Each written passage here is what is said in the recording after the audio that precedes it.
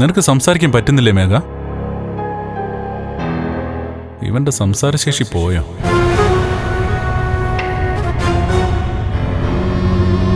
നീ എന്തിനാ എന്നെ ഇങ്ങനെ തുറിച്ചു നോക്കുന്നത്? ഞാൻ നടന്നു തുടങ്ങിയെന്ന് നിന്നോട് ആരാ പറഞ്ഞത്?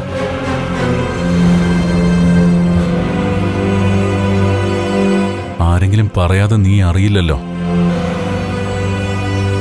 മാർക്കോയെ നീ കൊല്ലാൻ പോയപ്പോ എനിക്കെന്റെ സമനില തെറ്റിപ്പോയി. അവിടെ പിന്നെ സത്യം മറച്ചു വയ്ക്കാൻ പറ്റില്ലല്ലോ. ഇനിയിപ്പോ ഈ രഹസ്യത്തിന് അധികം ആയുസില്ല. നീ റിക്കവറായി വന്നാൽ എല്ലാവരും അറിയും കണ്ണൻ പഴയ കണ്ണനായെന്ന്. ഈ അവസ്ഥയിലാണ് നീ കിടക്കുന്നത്. എങ്കിലും പറയുക, വീൽ ചെയറിലിരിക്കുമ്പോൾ പോലും കണ്ണന്റെ മനസ്സിന് നല്ല ബലം ഉണ്ടായിരുന്നു. ഇപ്പോ എനിക്ക് മറ്റുള്ളവരെ പോലെ നടക്കാൻ കഴിയുന്നുണ്ട്. അതുകൊണ്ട് ഇനി പെട്ടെന്ന് വീഴില്ല. ഞാനത് പറഞ്ഞത് എന്താണെന്ന് വെച്ചാ, നീ ജീവിതത്തിലേക്ക് തിരിച്ചു വന്നാൽ നിന്റെ കാര്യം നോക്കി ജീവിച്ചോണം. എന്നെയും എൻ്റെ കുടുംബത്തെയും ശല്യം ചെയ്യരുത്. എൻ്റെ കുടുംബമെന്ന് പറയുമ്പോൾ ഞാനും എൻ്റെ ഭാര്യയും കുഞ്ഞും. എനിക്ക് നടക്കാൻ കഴിയുമെന്ന് നിനക്ക് മനസ്സിലായി. അപ്പൊ പിന്നെ മഹിയുടെ വയറ്റിലുള്ള കുഞ്ഞ് എന്റേതാണെന്ന് മനസ്സിലാക്കാനും നിനക്ക് വലിയ പാടൊന്നുമില്ല. അതേടാ, ആ കുഞ്ഞിന് ഒരച്ഛനേ ഉള്ളൂ. ആ അച്ഛൻ ഈ ഞാനാ. എന്നിട്ടും പല ആണുങ്ങളെയും ചേർത്ത് അയാളെ വിഷമിപ്പിക്കുമ്പോഴും എല്ലാം ഉള്ളിലൊതുക്കി നിന്നത് നിന്റെയൊക്കെ ഉള്ളിൽ അത്രയ്ക്ക് വിഷമുള്ളതുകൊണ്ടാ. നീയൊക്കെ എൻ്റെ കുഞ്ഞിനെ കൊല്ലുമെന്ന് ഭയന്നിട്ടാ. നിനക്കിനി എന്ത് സംഭവിച്ചാലും എനിക്കൊന്നുമില്ല. കാരണം ഈ ജന്മത്തില് നിനക്കിനി നന്മയുള്ളൊരു ഹൃദയം ഉണ്ടാവില്ല. ആരെയും സ്നേഹിക്കാനും കഴിയില്ല, സ്വത്തിനെയും പണത്തിനെയും അല്ലാതെ.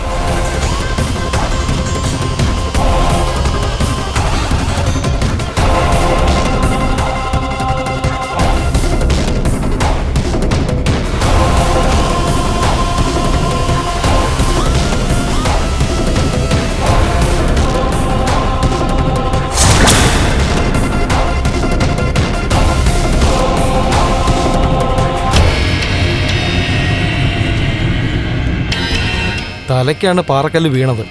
അതുകൊണ്ട് തലയിലെ പല വെയിനുകളും പൊട്ടിപ്പോയിരിക്കുക. തലച്ചോറിന് വരെ ക്ഷതം തട്ടിയിട്ടുണ്ട്. ഒരു മേജർ സർജറി വേണ്ടിവരും. എന്നാലും അയാൾ പഴയതുപോലെയാകാൻ സാധ്യത കുറവാ.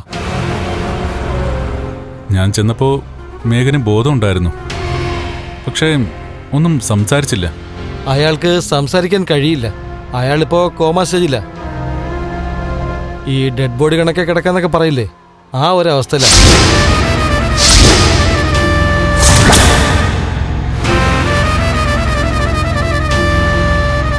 ഒന്ന് സംസാരിക്കാനോ കൈകാലുകൾ അനക്കാനോ ചിലപ്പോൾ മാസങ്ങൾ വേണ്ടി വന്നേക്കാം. ഇതുപോലെയുള്ള കേസുകളിൽ ജീവിതകാലം മുഴുവനും ഇങ്ങനെ കിടക്കാനുള്ള സാധ്യതയുണ്ട്. പിന്നെ മാർക്കോയെ കാറ് കൊണ്ടുവന്ന് ഇടിച്ചു വീഴ്ത്തിയതല്ലേ, അതിൻ്റെ ഫലം അയാൾക്ക് കിട്ടാതിരിക്കുമോ? മാർക്കോ ഇവിടെ കൊണ്ടുവരുമ്പോൾ ഇവനേക്കാളും കഷ്ടമായിരുന്നു മാർക്കോയുടെ അവസ്ഥ. എന്നാൽ മാർക്കോ ഇപ്പോൾ സാധാരണ നിലയിലായി. ഈ മേഘനെ പക്ഷെ പെട്ടെന്ന് തിരിച്ചു വരാനുള്ള സാധ്യതയൊന്നും ഞാൻ കാണുന്നില്ല.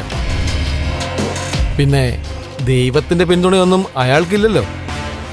എന്നെ അവൻ കൂട്ടിക്കൊണ്ടുപോയതും കൊല്ലാനായിരുന്നു ഡോക്ടർ. എടോ, ഡോക്ടർക്കാരുടെയും ജീവൻ എടുക്കാൻ സാധിക്കില്ല, ജീവൻ നിലനിർത്താനല്ലാതെ. അല്ലെങ്കിൽ ഞാൻ അവനോട് കരുണ കാട്ടില്ലായിരുന്നു. വേണ്ട സാർ, അവനെപ്പോലുള്ളവര് കിടന്ന് നരയിക്കണം. അതിനുള്ള സാധ്യത ഇപ്പോൾ കൂടുതലാ. എനിക്കൊന്ന് മാർക്കോയെ കാണാൻ പറ്റുമോ ഡോക്ടർ? ഞാൻ നഴ്സിനെ വിളിച്ച് പറയാം. കണ്ണം പോയി കണ്ടോളൂ. ശരി ഡോക്ടർ. ശരി.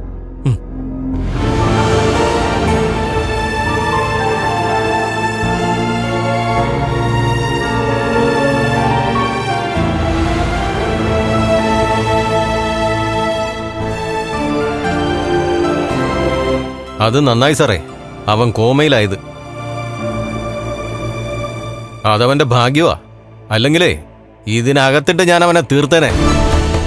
എന്തായാലും സാറിൻ്റെ കാര്യത്തിൽ വലിയ വലിയ അത്ഭുതങ്ങളാണ് സംഭവിക്കുന്നത്. ശബരിമലയിൽ നിന്ന് വീണവനും കോമയിലായി പോയതുകൊണ്ടാ സാറ് നടക്കുന്നതെന്ന സത്യം ആരും അറിയാതിരുന്നത്. ഇപ്പോൾ ദേ നോക്ക്, മേഘൻ്റെ കാര്യത്തിൽ അത് തന്നെയാണ് സംഭവിച്ചിരിക്കുന്നത്. ആ അതൊക്കെ അവിടെ നിൽക്കട്ടെ. എന്നാലും എസ് ഐയോട് ആ കഥ മാറ്റിപ്പറയാനുള്ള ബുദ്ധി ആരാ നിനക്ക് ഉപദേശിച്ചു തന്നത്? അത് അപ്പം തോന്നിയ ഐഡിയ സാറേ.